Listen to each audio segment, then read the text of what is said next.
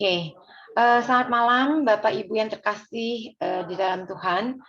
Malam ini adalah sesi yang terakhir dari rangkaian kursus teologi umum yang kita singkat KUTAU ya. Kita sudah mulai dari 11 Agustus, kemudian 18 Agustus, 25 Agustus, 1 September dan sekarang 8 September. Inilah sesi yang terakhir. Terima kasih kami ucapkan dari tim Komisi Dewasa yang sudah setia selalu hadir dari sesi pertama sampai sesi akhir. Kami berharap memang kursus teologi umum ini memberikan berkat kepada kita semua. Ya, oke. Sebelum kita mulai, mari kita berdoa bersama. Mari kita berdoa. Bapa yang Maha Baik yang bertahta di dalam surga, kami mengucapkan syukur kepadamu ya Bapa atas kasih dan penyertaan-Mu kepada kami sampai malam ini. Malam ini adalah sesi yang terakhir dari sesi kursus teologi umum Bapa yang Pendeta Yongki pimpin sampai malam ini. Terima kasih ya Bapak untuk setiap kesempatan dan kehadiran untuk setiap dari kami yang menyiapkan hati kami untuk belajar. Pimpin hati kami juga Bapak malam ini, agar hati kami siap menerima, mengerti dari pemaparan yang Pendeta Yongki akan sampaikan pada malam ini. Pimpin juga Pendeta Yongki untuk bisa memberikan pembelajaran tentang kitab-kitab Yehezkiel pada malam ini, sehingga membuat kami mengerti dari setiap dari kami, dan kami benar-benar memahaminya dan semakin mengenal Engkau lebih dekat lagi ya Bapak.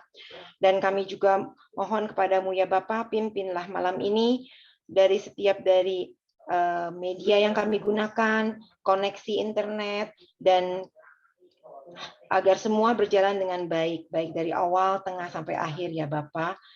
Terima kasih ya Bapak, dan kami mau menyerahkan seluruh rangkaian acara malam ini hanya ke dalam tangan-Mu saja. Terima kasih Bapak, di dalam nama Tuhan Yesus kami berdoa. Amin. Silakan Pak Yongki untuk memulai pemaparannya. Terima kasih Bu Li. Selamat malam Ibu Bapak sekalian. Malam Pak. Saya akan mulai dengan kitab para nabi secara umum dulu, belum masuk ke lebih khusus. Boleh soundnya ditambah sedikit Pak? Volume maksudnya? Kurang kencang dikit Pak Yongki. Ya. Apa ini tambah besar? Ya, sudah Pak. Sudah ya. Terima kasih.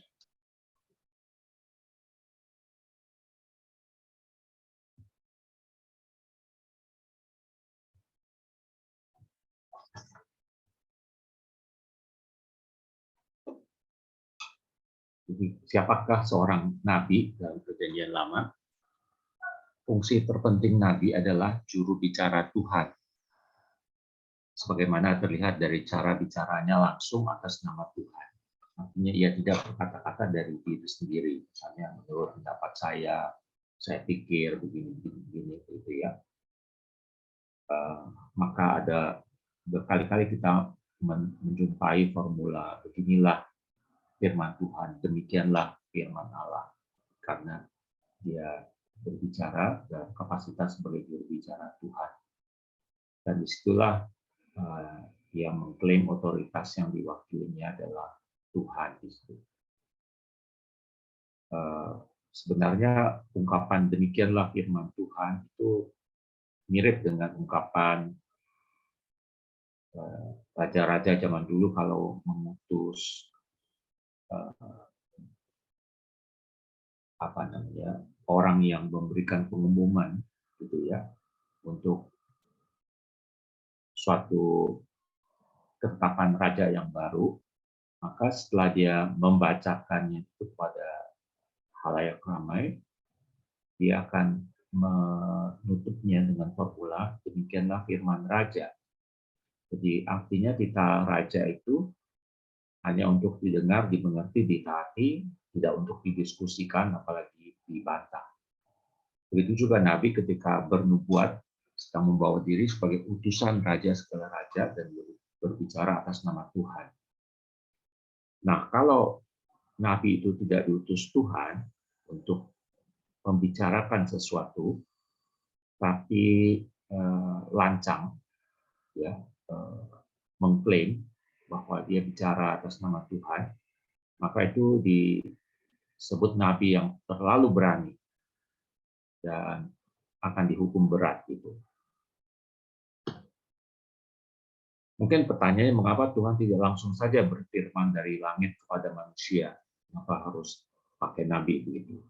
Nah, dalam perjanjian lama, kontak langsung orang biasa dengan Tuhan itu membahayakan hidup yang bersangkutan. Ini berbahaya bagi manusia. Ketika Tuhan dalam kedahsyatannya menyatakan diri di Horeb, orang Israel ketakutan, tidak berani mendekat dan meminta Musa saja menjadi perantara mereka untuk menerima firman Tuhan. Karena itu ketika Tuhan mempunyai pesan untuk seseorang atau sekelompok orang, Dia mengutus nabi untuk bicara atas nama Tuhan. Dengan begitu, otoritas nabi dari Tuhan. Tidak menghiraukan nubuat berarti juga tidak menghiraukan Tuhan. Ini Tuhan berfirman pada Yeskiel, kaum Israel tidak mau mendengarkan engkau, sebab mereka tidak mau mendengarkan aku.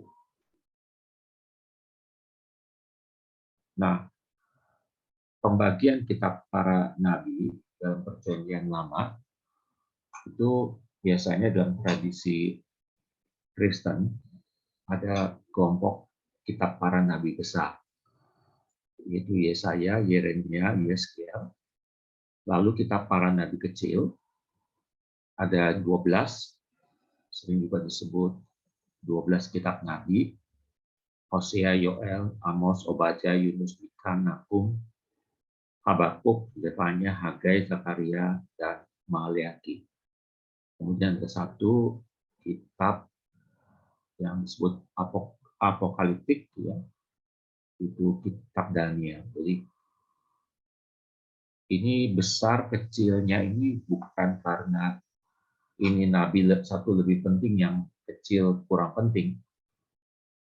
Besar itu karena pasalnya banyak, ya. Misalnya Yesaya itu 66 total, Yeremia 52 pasal, Yeskiel 48.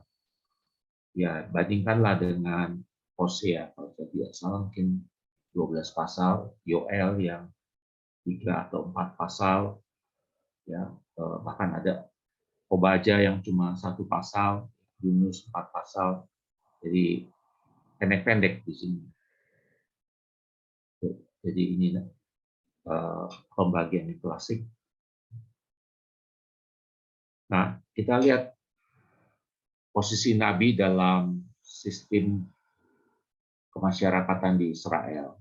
Jadi sistem politik di Israel perlu restu Nabi untuk melegitimasi kebijakan istana. Misalnya keputusan untuk berperang dengan satu kerajaan lain, itu perlu dapat restu dari para nabi. Jadi kalau para nabi bilang, ya ini baik, ini direstui Tuhan, silakan, maka raja baru berani gitu ya untuk betul-betul melaksanakan niatnya berperang. Karena itu banyak nabi yang bekerja di istana. Ya, istilahnya itu nabi istana. Karena fungsinya melegitimasi kebijakan istana. Kehidupan mereka juga dijamin dari istana, artinya menerima tunjangan negara. Maka sedikit nabi istana yang betul-betul kritis. Jadi ada macam Yesaya, Nathan, ini Nabi Nathan waktu zaman Daud, ya.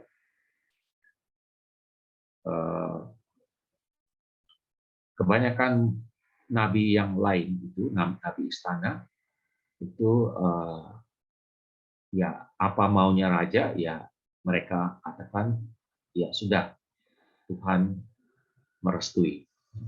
Di antaranya itu ada yang disebut nabi-nabi Baal, Zedekia bin Kenaana, Hananya bin Azur,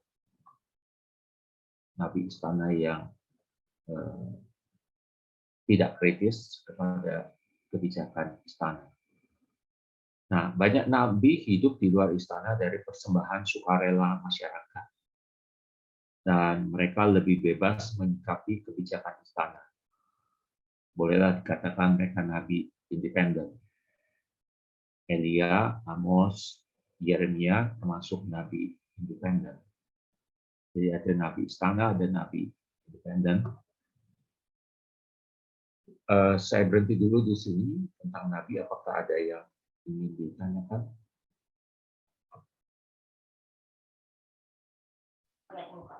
Apakah ada yang mau bertanya, Bapak Ibu?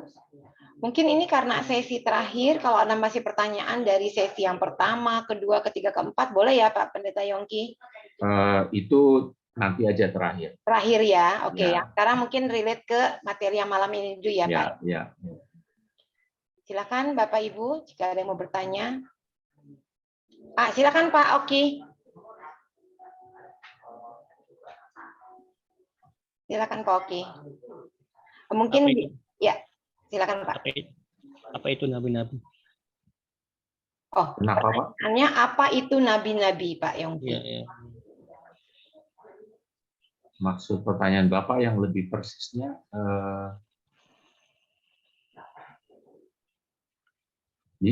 boleh diperjelas Pak Oki? Ya. Apa itu kitab para nabi-nabi?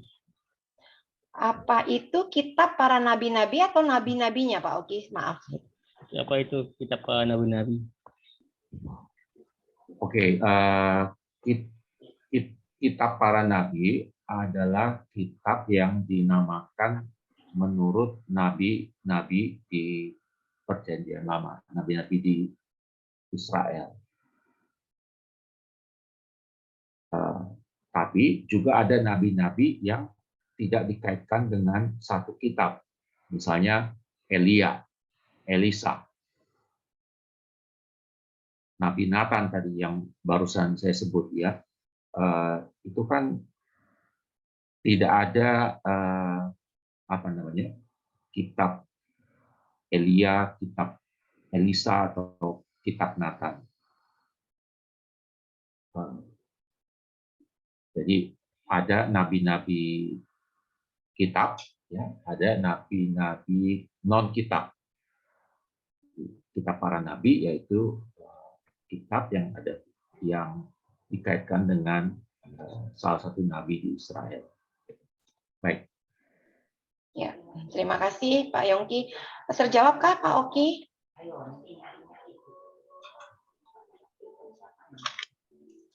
Cukup ya, nanti kalau belum jelas silakan tanya lagi ya Pak Oki ya. Nah Pak Yongki ada pertanyaan dari Kak Uti. Apakah definisi nabi yang dipaparkan tadi berlaku untuk nabi-nabi bangsa selain Israel?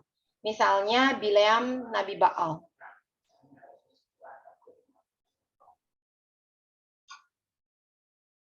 Ya, ini pertanyaan bagus ya.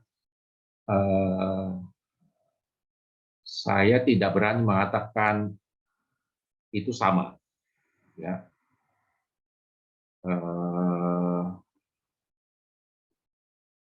Sebab saya juga khawatir, misalnya pengertian Nabi dalam Islam, jangan-jangan tidak persis sama dengan Nabi dalam Perjanjian Lama.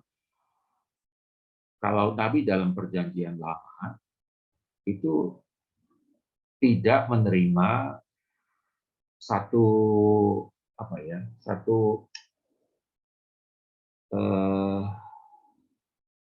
hukum-hukum yang baru, yang perintah-perintah Tuhan yang baru. Tidak. Nabi-nabi dalam Perjanjian Lama cuma mengoreksi penyimpangan perilaku umat, perilaku imam, perilaku raja yang tidak sesuai dengan apa yang sudah seharusnya digariskan oleh Tuhan. Nah, kalau kita lihat Nabi misalnya dalam Islam, gitu kan, Nabi Muhammad itu kan dia menerima wahyu ya dan menuliskan hal-hal yang baru di dalam Al-Quran. Nah itu tidak terjadi pada nabi-nabi perjanjian lama yang memang fungsinya hanya menjadi juru bicara Tuhan untuk mengoreksi penyimpangan perilaku umat, apakah itu rakyat biasa ataupun rajanya, elitnya, rohaniwannya, gitu, yang tidak sesuai dengan firman Tuhan. Baik begitu, Bu. Terima kasih Pak Yongki. Pertanyaan selanjutnya Pak Yongki dari Kak Nina. Siapa yang melegitimasi seseorang menjadi nabi? Iya. Ini pertanyaan. Jadi di kitab Raja-Raja itu kita lihat ada rombongan nabi di satu kota, ada rombongan nabi lagi di kota lain ya yang mengikuti Elia. Jadi di beberapa kota yang disebutkan itu ada rombongan nabi. Nah, barangkali dari situlah nabi-nabi keluar. Jadi semacam paguyuban nabi itu, di mana mereka yang tergabung di dalam paguyuban itu mempelajari nubuat-nubuat di Israel dari zaman dulu-dulu ya. Mereka belajar bernubuat dan dari antara mereka kemudian ada yang mentas menjadi nabi di ruang publik. Ada struktur yang sangat sederhana di dalam paguyuban itu. Misalnya kita dapati di kasus Nabi Elisa. Elisa itu sebagai kepalanya, gitu. Lalu ada Nabi junior ya, seperti Gehazi ya, itu yang itu belajar dan melayani nabi yang senior.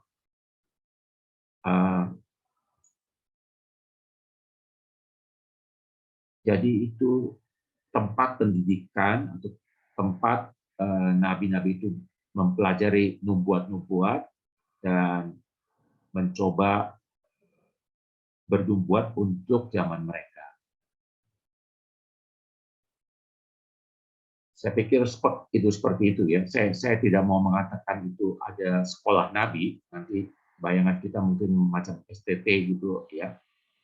Belum sampai ke sana, tapi tempat orang belajar gitu ya, tanpa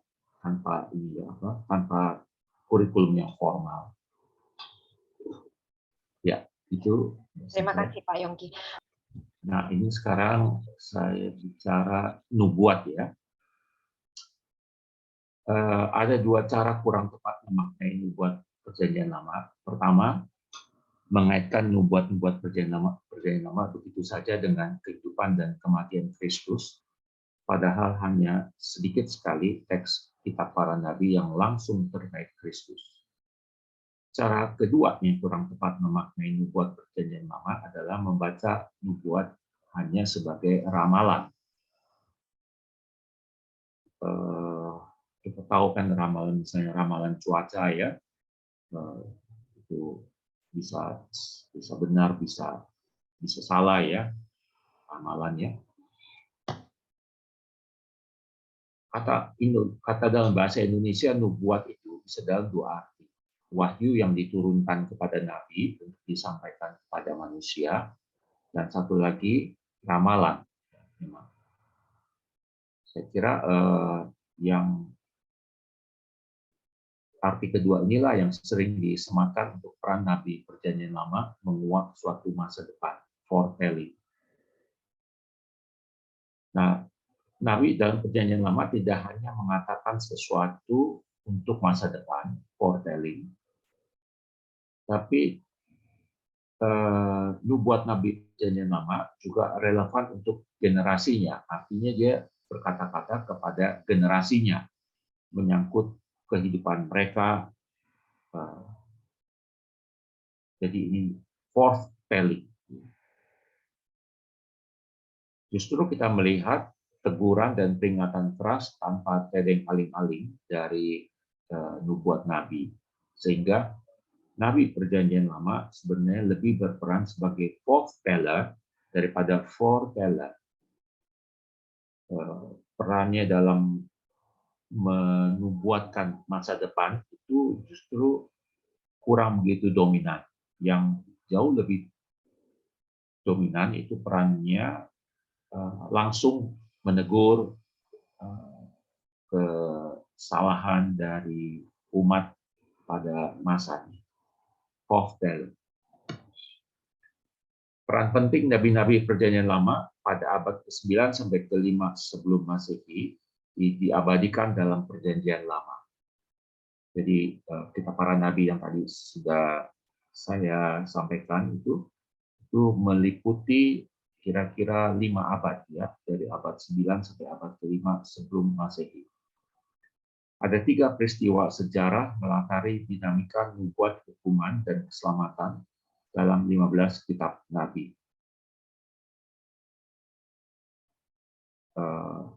Dalam periode 750 sampai 500 sebelum Masehi.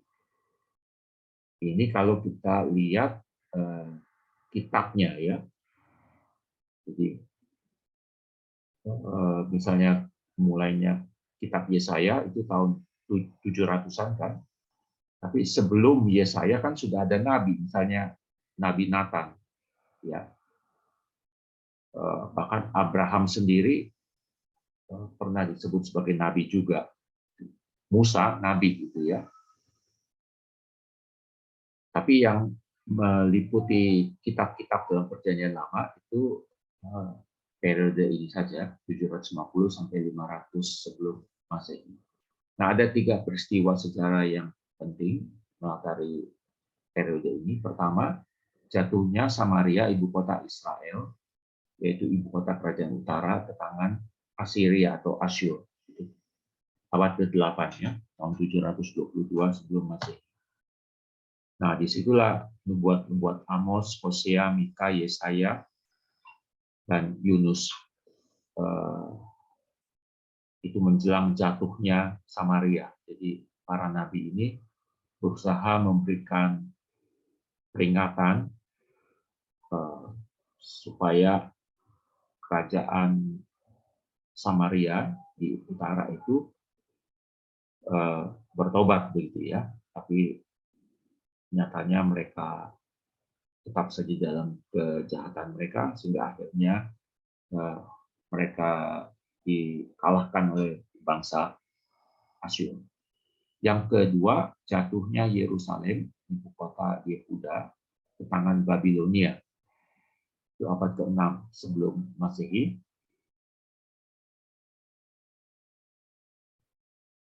Disitulah kita lihat kitab Yeremia, Zefanya, Nahum, Habakuk, ya, dibaca dalam periode itu.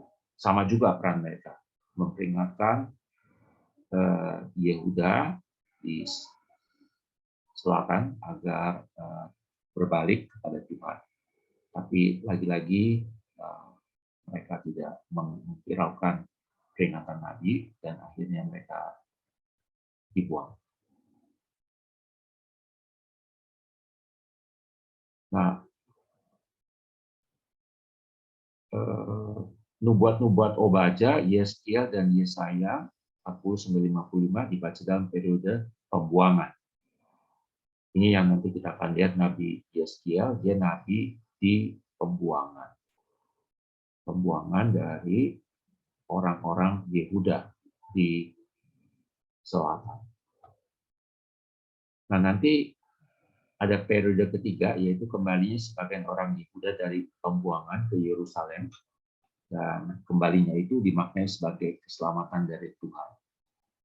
Disitulah kita lihat nubuat-nubuat kitab Hagai, Zakaria, Maliaki, dan Yesaya 56-66. Baca dalam periode sesudah orang Yehuda kembali ke Yerusalem. Nah, yang saya mau sampaikan di sini, Nabi Perjanjian Lama yang hidup dalam situasi krisis dan terpanggil untuk hidup sesuai dengan karakteristik krisis, tidak hanya bernubuat dengan kata-kata, tadi itu ya, apakah itu menubuatkan tentang suatu masa depan, ataukah menegur langsung, itu dengan kata-kata, tapi juga mereka memeragakan nubuatnya. Itu sebagai peran sekunder Nabi, memeragakan nubuatnya. Itu yang disebut dengan tindak kenabian. Tindak kenabian adalah peragaan Nabi untuk suatu nubuat. Nanti kita akan lihat lebih jauh di kitab Yesaya.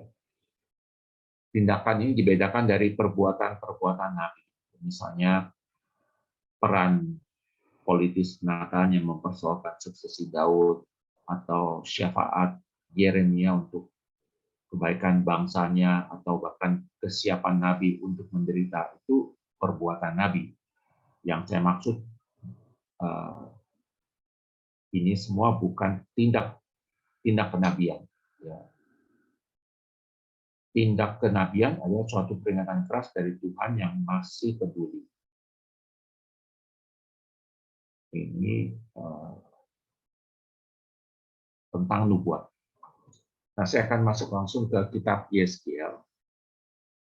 Yeskiel lahir semasa reformasi Raja Yosia. Dia terlahir di lingkungan keluarga imam.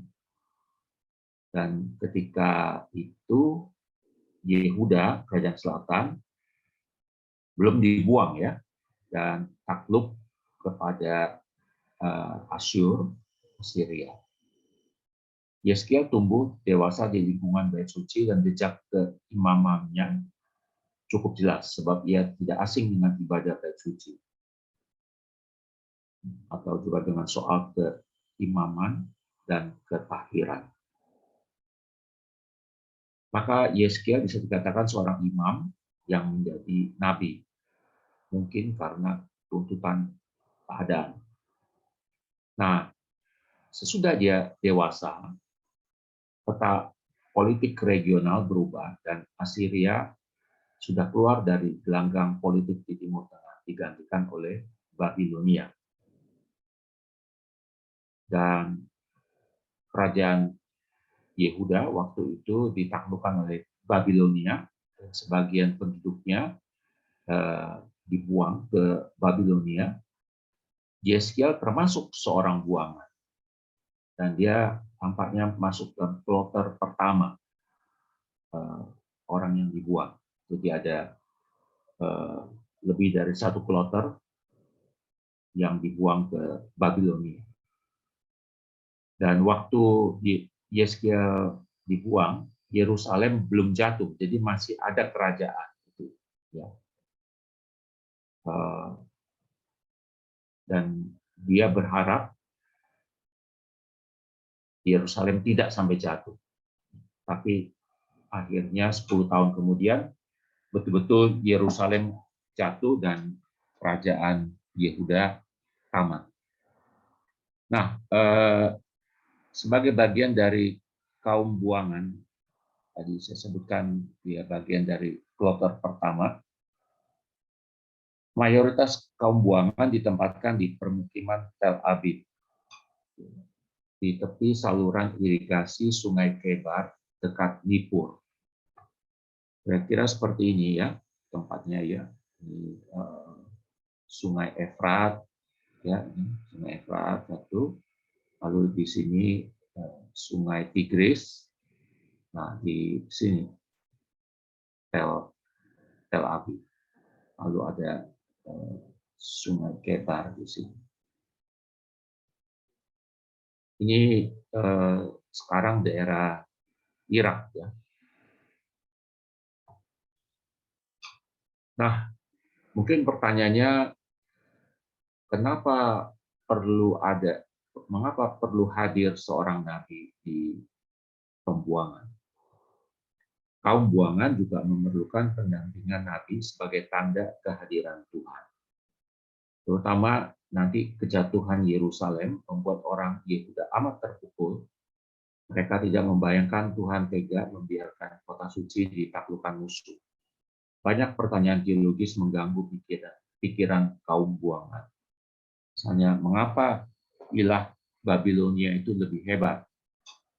Apakah mereka orang-orang Yehuda sudah ditinggalkan Tuhan, sudah dibuang? Apakah mereka bakal dipulihkan? Apakah Tuhan masih peduli? Cukup panjangkah tangan Tuhan menjangkau mereka di pembuangan? Ya. Apakah norma-norma hidup lama, hukum Taurat masih berlaku di pembuangan di negeri orang? Itulah pertanyaan-pertanyaan terkait kelangsungan relasi umat dengan Tuhan dan menegaskan sejarah di pembuangan sebagai kelanjutan sejarah Israel untuk menjawab pertanyaan bagaimanakah kami dapat tetap hidup. Salah satu isu yang sangat penting bagi umat bercerai berai itu adalah apakah masih ada rencana Tuhan untuk mereka, ataukah Tuhan sudah selesai dengan mereka. Nah, bismillah kehadiran Yeskiel sebagai nabi di pembuangan membuat umat tetap merasakan kehadiran Tuhan, sebagaimana ketidakhadiran nabi dalam jangka waktu lama mengindikasikan murka Tuhan. Jadi meski terbuang, umat tidak dibiarkan hidup tanpa firman. Ini makna kehadiran Yeskiel, makna kehadiran seorang nabi di antara kaum buangan. Nah, meski raganya di Babilonia, nubuat Yeskiel lebih banyak tertuju kepada umat di Yehuda. Itu karena Yerusalem masih utuh, ya. Kerajaan Yehuda masih ada, walaupun ternyata nanti cuma bertahan sekitar 11 tahun lagi. Tapi penting bagi Yeskiel untuk bernubuat bagi orang-orang di Yehuda, karena dia tidak mengharapkan kerajaan Yehuda akan ditaklukkan dan atau dihancurkan. Dia berharap Tuhan menolong, menyelamatkan. Yang menarik, Yeskiel juga tahu banyak tentang apa yang sedang terjadi di Yehuda. Itu jaraknya 120 km dari Babilonia. Ya, 120 km kalau sekarang itu nggak seberapa jauh ya. Mungkin dari sini ke mana itu, ke Cipanas kali ya, kira-kira begitu. Dia juga tahu banyak tentang apa yang sedang terjadi di Yehuda. Lalu kontaknya dengan orang-orang di Yehuda mungkin terpelihara melalui surat menyurat atau kunjungannya sesekali ke Yerusalem. Tapi yang cukup menarik digambarkan dalam kitab Yeskiel, dia mengalami ekstase dan melakukan perjalanan di dalam roh. Jadi badannya ada di Babilonia, tapi rohnya seperti keluar dari tubuhnya dan bisa lihat sesuatu di Yehuda yang jaraknya 120 kilo. Roh Tuhan mengangkatnya ke Yerusalem, gitu ya. Kemudian membawanya kembali ke Babilonia. Rohnya kembali ke dalam dirinya, sebab sebelum itu rohnya keluar saat kekuasaan Tuhan meliputi dia. Itulah sebabnya ia bisa mengikuti jalan krisis politik di Yehuda yang kemudian berujung pembuangan kedua yang berakibat fatal.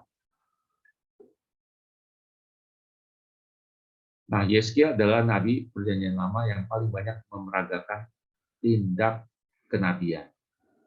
Dalam satu kesempatan, dia melakukan tindak kenabian untuk memeragakan umat yang ditawan ke pembuangan. Ini untuk mengantisipasi pembuangan kedua tadi, sekaligus tamatnya Yehuda. Jadi di mana itu? Yeskiel pasal 12 ya. Tindakan kenabian Yeskiel itu di hadapan mata mereka, di hadapan kaum Yehuda yang mempunyai mata untuk melihat tetapi tidak melihat, mempunyai telinga untuk mendengar tetapi tidak mendengar. Itu adalah satu tindakan merupakan teguran keras dari Tuhan agar bangsanya insaf bahwa mereka adalah kaum pemberontak. Dan dengan tindak kenabian itu, Yeskiel menjadi lambang bagi kaum Israel. Jadi, apa yang harus dilakukan oleh Yeskiel? Atas perintah Tuhan, Yeskiel makan dan minum dengan gemetar. Jadi dia harus memeragakan makan dan minum ya dengan ini gemetar. Supaya dilihat orang cara makannya kami. Lalu dia juga disuruh berkemas dengan barang-barang yang akan dibawa dalam sebuah bungkusan layaknya laku orang dibuang. Itu harus dilakukannya pada siang hari. Jadi siang-siang dia bawa buntelan, ya, dan tentu orang bertanya-tanya, aneh sekali tingkah lakumu ini, gitu ya. Lalu pada sorenya dengan tangannya ia membuat sebuah lubang di tembok, dan pada malamnya ia keluar dari lubang itu sambil menutupi muka dan memikul bungkusan.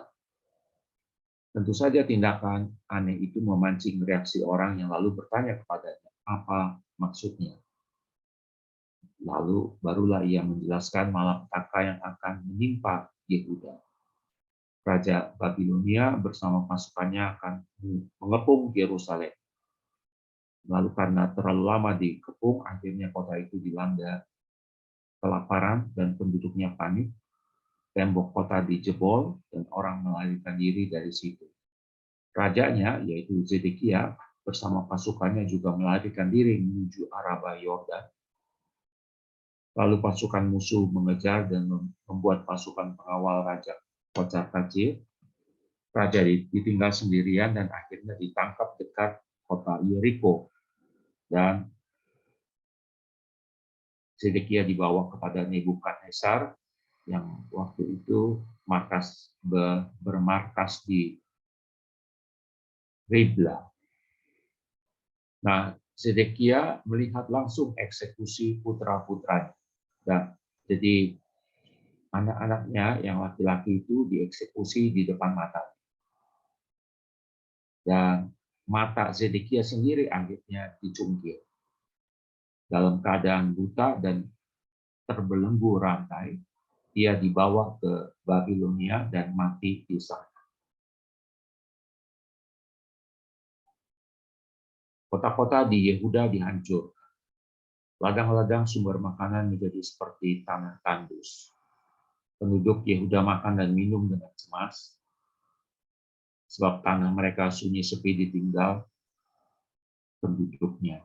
Itulah yang tadi diperagakan oleh Yeskiel ya, makan, minum sambil gemetar. Dan itulah pukulan mematikan bagi Yehuda apabila tetap tidak bertobat. Jadi ketika Yeskiel memeragakan makan, minum dengan gemetar, itu Yerusalem masih tegak ya, belum dihancurkan oleh musuh. Cuma tindak kenabiannya itu memperingatkan orang-orang di Yehuda, awas ya, nanti kalian akan makan dan minum dengan cemas, sebab tanah mereka sunyi sepi ditinggal penduduknya.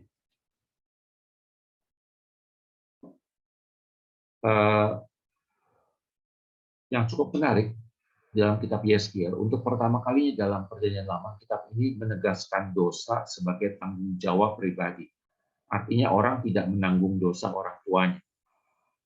Di Yeskiel pasal 18. Sebagaimana kita tahu, menurut ajaran tradisional dalam Perjanjian Lama, anak itu melanjutkan rantai perbuatan dan konsekuensi perbuatan orang tuanya. Misalnya dalam Keluaran 20 ayat 5 dikatakan Tuhan membalaskan kesalahan bapak kepada anak-anaknya. Yang salah bapaknya, tapi pembalasannya sampai kepada anak-anaknya, kepada keturunan yang ketiga dan keempat. Nah, kalau di Yeskiel tegas itu, ya, anak tidak menanggung dosa orang tua. Ada umat di pembuangan yang menganggap hukuman mereka itu karena kejahatan generasi sebelumnya.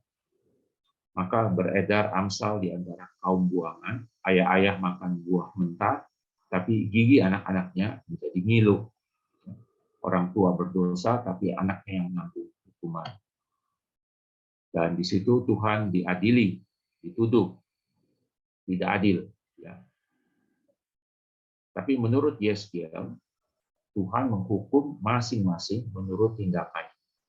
Orang yang berbuat dosa harus mati. Menurut Yeskiel, apabila anak orang benar menjadi jahat, ya, jadi bapaknya orang benar, tapi anaknya jahat, maka darah anak itu tertimpa kepadanya sendiri. Tetapi apabila orang benar berbalik dari kebenarannya, segala kebenaran yang dilakukannya tidak akan diingat-ingat lagi, ia harus mati karena ia berubah setia karena dosa yang dilakukannya. Tapi kalau tadinya dia orang benar kemudian dia melakukan dosa-dosanya, maka ada konsekuensi dosa dari yang dilakukan. Yang jelas orang benar pasti hidup. Anak orang jahat yang melakukan keadilan, ini sebaliknya, bapaknya orang jahat, tapi anaknya melakukan keadilan dan kebenaran, itu menurut Yeskiel pasti hidup. Sang ayahnya akan mati dalam kesalahannya. Intinya, jika orang fasik bertobat dari semua dosa yang dilakukannya, dia pasti hidup. Sebab Tuhan sejatinya tidak suka kematian orang fasik. Dia menyukai pertobatannya supaya dia hidup. Jadi Tuhan itu bukan Tuhan yang gemar menghukum, ya. Kalau menghukum itu senang gitu. Enggak. Justru Tuhan gemar menyelamatkan, ya. Dia mau supaya orang bertobat dan hidup.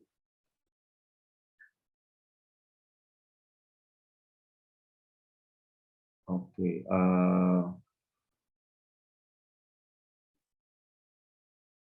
Jadi waktu Yerusalem hancur, ya, bait suci porak-poranda, umat tercerabut dari tanah terjanji dan dibuang. Itu seperti kematian suatu bangsa, ya. Bangsa Israel seperti sudah tidak ada lagi ceritanya, dan tadi kita tahu umat di pembuangan itu bertanya-tanya, ini kami masih ada ceritanya lagi nggak sebagai umat Tuhan, ya, karena kami sudah dibuang begini. Dalam pasal 37, Nabi Yesaya mendapat penglihatan, ya, suatu lembah yang penuh dengan tulang belulang manusia, ya, yang melambangkan Yehuda yang sudah hilang harapan. Tuhan bertanya kepada Nabi, apakah tulang belulang itu bisa hidup kembali? Yeskiel menjawab, ya Tuhan Allah, Engkaulah yang mengetahui. Lalu Yeskiel diperintahkan Tuhan bernubuat pada tulang belulang, dan Tuhan akan membuat tulang belulang itu hidup kembali. Ya, jadi tulang-tulang itu tiba-tiba mendapat daging dan hidup kembali. Itu penglihatannya Yeskiel. Hasil terpenting Tuhan menghukum dan menebus umat bukan hanya kebangkitan fisik, tetapi juga kebaruan hidup sebagai umat dengan datangnya suatu era baru perjanjian, ketika relasi keumatan Israel benar-benar, kamu akan menjadi umatku dan aku akan menjadi Allah. Lalu terjadilah transplantasi hati secara spiritual. Hati lama yang sekeras batu, yang menyukai kekejian dan kejijikan, yang mengikuti berhala-berhala, diganti dengan hati baru yang berciri ketaatan kepada Tuhan. Kesejatian relasi perjanjian adalah Tuhan diperlakukan sebagai Tuhan ketika umat benar-benar taat. Oke, saya selesai. Oke, terima kasih Pak Yongki. Bapak Ibu silakan, ada pertanyaan. Kita sudah membuka sesi tanya jawab. Nah, untuk sesi tanya jawab ini boleh ya Pak Yongki, mungkin dari bahasan yang sebelumnya dan juga pemaparan yang di hari terakhir ini ya Pak. Kalau boleh, sekarang tentang kitab para nabi dulu ya. Oke. Nanti kalau sudah nggak ada, baru ke yang bahan-bahan sebelumnya. Oke, siap Pak Yongki. Oke, Pak Oki, angkat tangan. Silakan Pak Oki, sudah ada pertanyaan?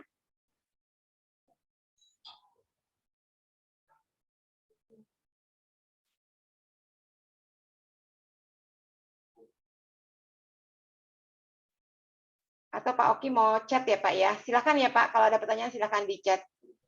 Mungkin Bapak Ibu yang lain ada pertanyaan kah? Silakan Pak Arif. Oke. Sorry Kanina, Pak Arif dulu ya Kanina. Boleh. Silakan Pak Arif. Ya, Pak Yongki.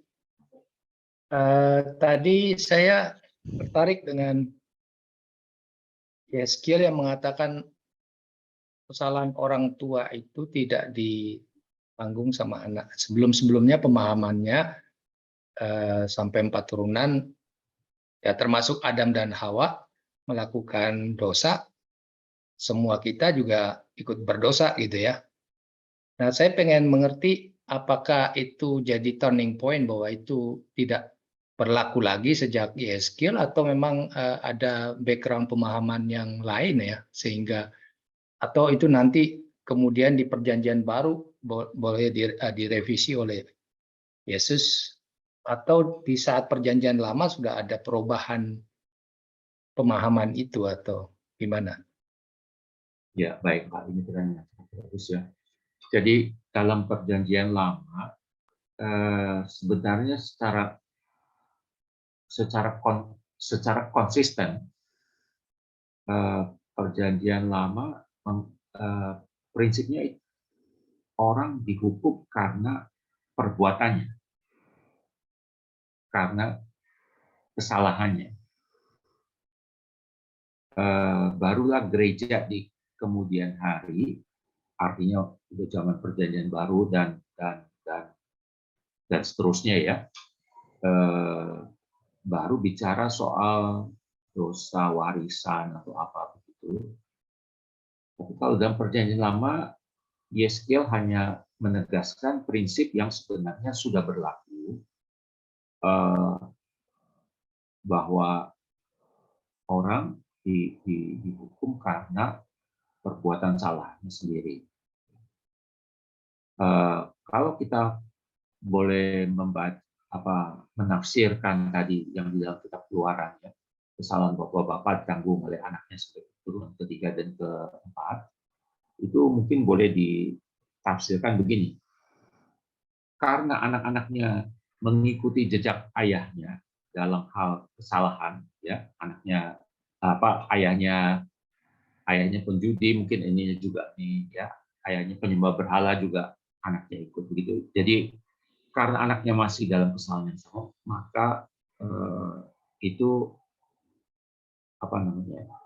kesalahan itu dibalaskan sampai keturunan ketiga dan keempat.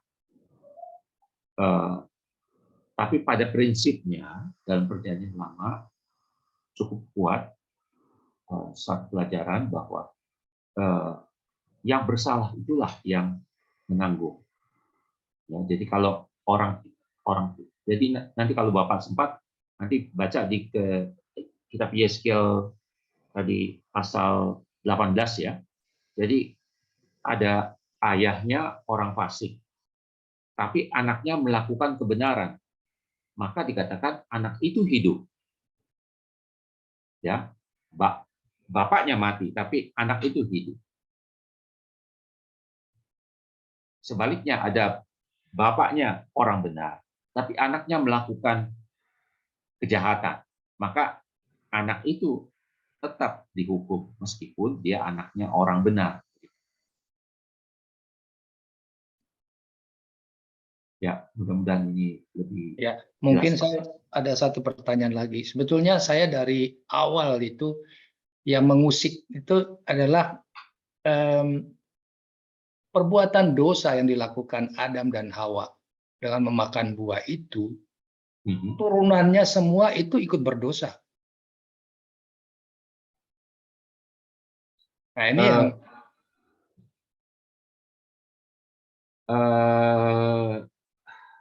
kalau dari perjanjian lama tidak pernah dikatakan begitu, ya. Bapak-bapak gereja memang mengatakan begitu. Artinya begini, ada kecenderungan manusia untuk berdosa, tapi bukan artinya harus berdosa.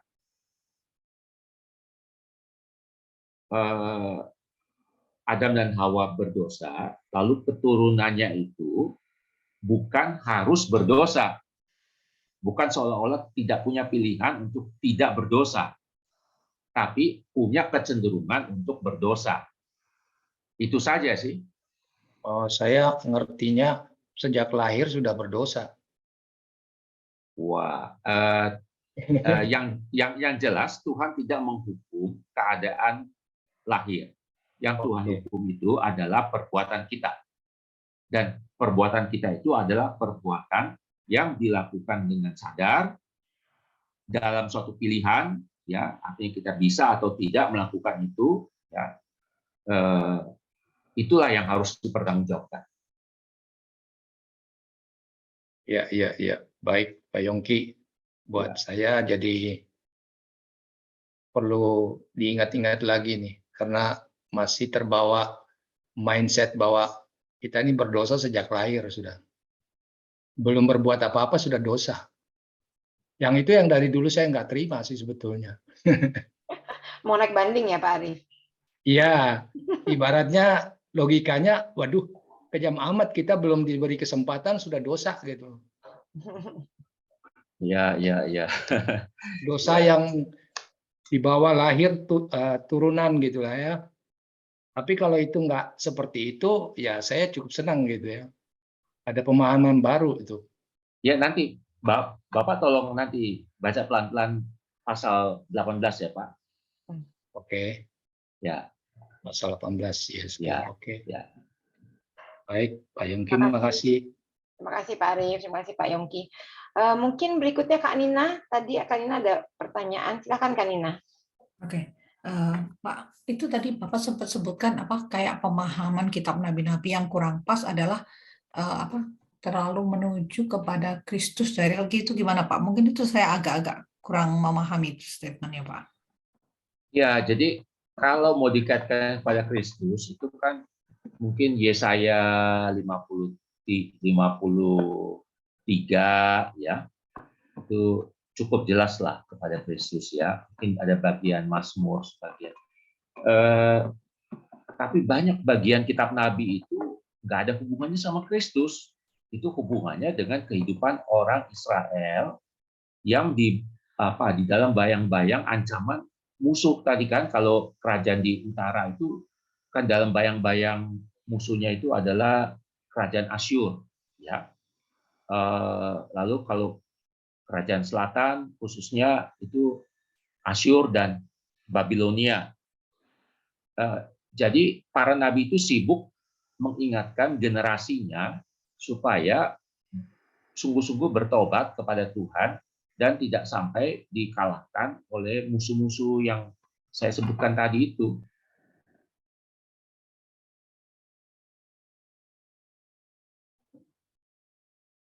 Makanya para nabi bicara menegur perilaku tidak pantas dari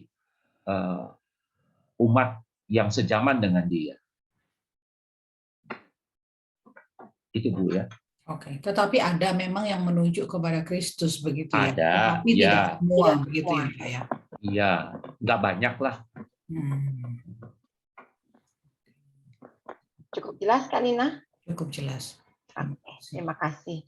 Pak Yongki, pertanyaan menyangkut kembali ke pertanyaan Pak Oki. Pak Yongki, mungkin boleh as a summary Pak. Pertanyaannya adalah, apa ciri-ciri seorang nabi?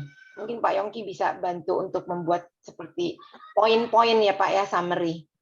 Silakan Pak Yongki, untuk ciri-ciri para nabi. Seorang nabi. Ya, seorang nabi perjanjian lama, dia menguasai nubuat-nubuat dalam tradisi orang Israel. Dia fasih berbicara tentang nubuat-nubuat itu. Dan dengan itu dia menjadi tempat untuk bertanya dari orang-orang Israel.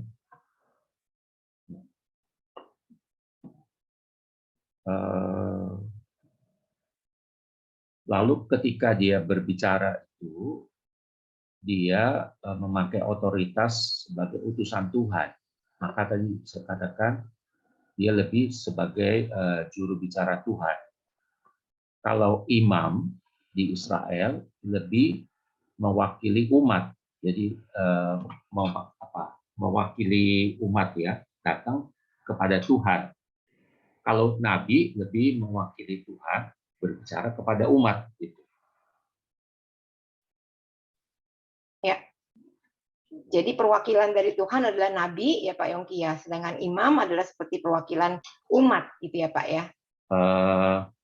Perwakilan itu bukannya seperti itu ya, kantor ya Bu ya. Ya. Kantor ini perwakilan, tapi maksudnya merepresentasikan lah. Ya. Ya.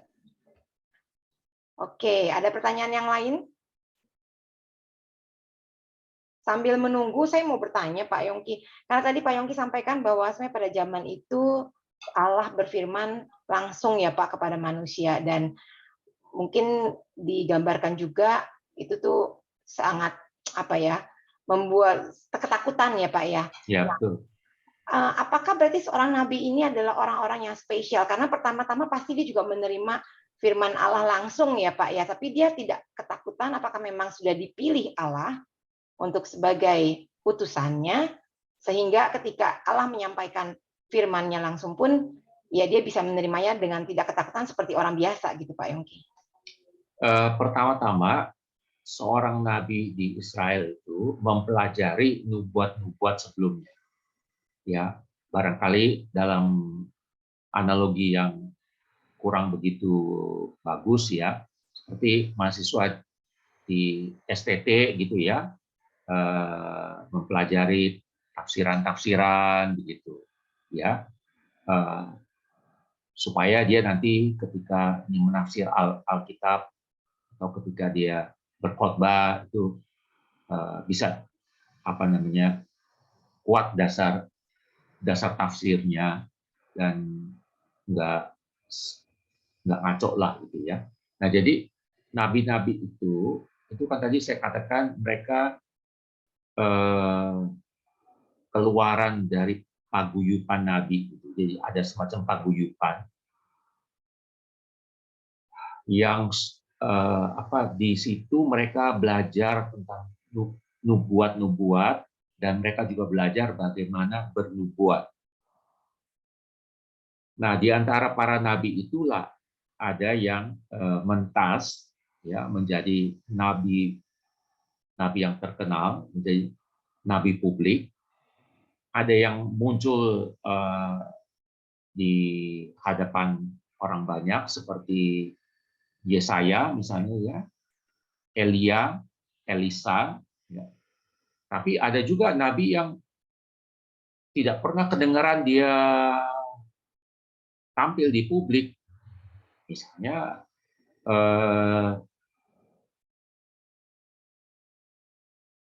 Zefanya, ya kita nggak pernah tahu dia. Habakuk misalnya kan, yang yang kita tahu kan nama Habakuk dikaitkan dengan nama kitab Habakuk.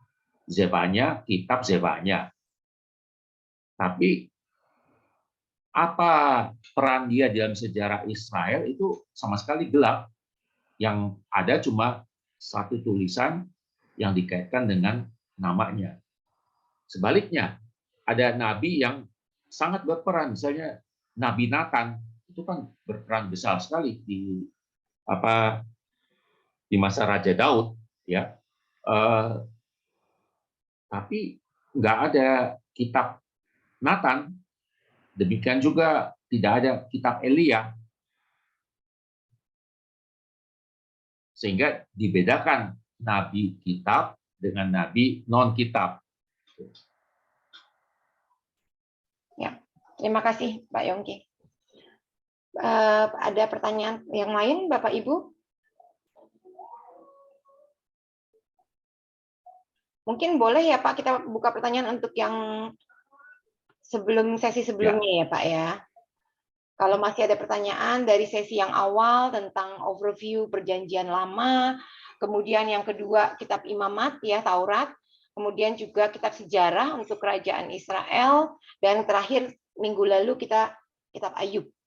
Boleh silakan Bapak Ibu jika masih ada pertanyaan yang mau disampaikan. Pak Yongki, ada pertanyaan dari Kak Nina. Kitab para nabi ditulis oleh nabi itu sendiri atau oleh orang lain, Pak Yongki?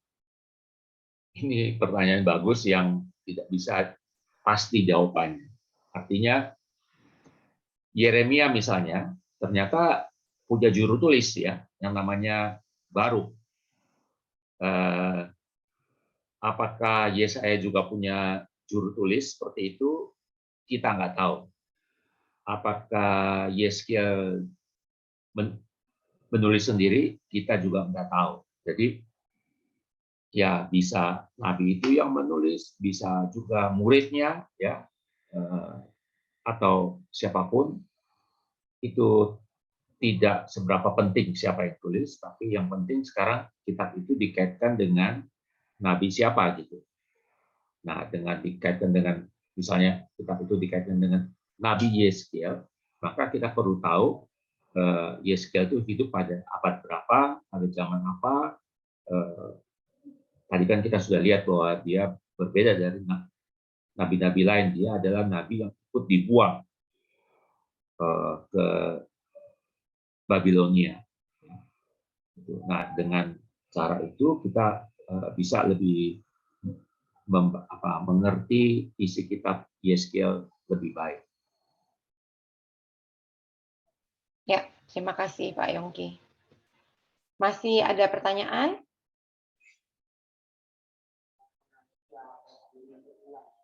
Tidak ada? Oke. Dan kami juga mau minta tolong Kak Nina sebagai perwakilan dari Komisi Dewasa, Pak Yongki, untuk menyampaikan ucapan terima kasih untuk pelayanan Pak Yongki di GKI Kota Wisata dengan berminggu-minggu ya Pak Yongki, setiap hari Kamis malam join bersama kami. Silakan Kak Nina. Oke, selamat malam Pak Yongki. Terima kasih. Saya mewakili teman-teman dari GKI Kota Wisata mengucapkan terima kasih banyak karena Pak Yongki sudah 5 minggu berturut-turut melayani kami. Dan tentunya banyak hal baru yang mencerahkan kami gitu ya. Dan kalau buat saya sih ternyata semakin kita belajar, kita semakin tahu bahwa kita banyak yang kita belum tahu gitu ya Pak ya. Jadi kita jadi tahu gitu, oh ada hal-hal yang banyak lagi. Ya mungkin dengan seperti ini tentunya mendorong kami untuk selanjutnya lebih banyak belajar lagi gitu ya. Kami mengucapkan terima kasih karena setidaknya kita bisa melihat secara overview Perjanjian Lama. Buat saya sih yang sangat berkesan adalah Perjanjian Lama itu kenapa mesti dibaca, karena itu adalah Alkitab begitu ya. Itu yang membuat saya ingat banget gitu. Jadi penting banget karena itu adalah part of firman Tuhan yang memang Tuhan inginkan kita baca begitu ya. Oke, ada banyak hal lain yang kita sudah pelajari. Terima kasih banyak. Semoga Tuhan juga terus memberkati Bapak dan memakai Bapak di dalam pelayanan dan juga mengajar mahasiswa-mahasiswa untuk lebih lagi melayani dan memahami kebenaran firman Tuhan. Itu saja Pak. Tuhan memberkati. Terima kasih Bu. Terima kasih Bu Bapak. Secara simbolis kami mau menyerahkan sertifikat. Oke, untuk menutup acara malam ini, saya mau minta bantuan Kak Nova untuk memimpin doa penutup, Kak Nova. Iya. Oke, ya. Mari kita satu dalam doa. Bapa kami di dalam surga, Bapa yang Maha Kasih, kami sungguh bersyukur Engkau memberkati, menyertai kami, memberikan kami pimpinan, sehingga kami dapat mengerti setiap apa yang dibicarakan, apa yang disampaikan oleh Pak Pendeta Yonggi Karman dengan baik. Tuhan, Roh Kudus-Mu yang membantu kami dalam mengerti lebih lanjut dan mengaplikasikannya, dan juga memahami setiap apa yang belum kami pahami di kemudian hari, sehingga Alkitab tersebut, Alkitab yang kami baca bukan hanya kami baca, tetapi kami mengerti dan juga mampu mengaplikasikannya dalam kehidupan kami sehari-hari. Kami bersyukur untuk kesempatan yang diberikan Tuhan saat ini, selama 5 kali berturut-turut dari 5 minggu yang lalu sampai saat ini, Engkau memberikan banyak pencerahan buat kami melalui Pak Pendeta Yonggi Karman. Kiranya Engkau juga memberkati pelayanan dan juga kehidupan Pak Pendeta Yonggi Karman, sehingga beliau dapat terus menjadi penyampai firman Tuhan di dalam setiap kesempatan. Terpujilah nama-Mu ya Tuhan, kami serahkan kehidupan bergereja kami juga di GKI Kota Wisata ke dalam tangan-Mu. Kiranya kami dapat terus menjadi gereja yang bertumbuh dan kami dapat menjadi jemaat yang bertumbuh dan juga berbuah. Terpujilah nama-Mu, di dalam nama Tuhan Yesus kami berdoa dan mengucap syukur. Amin.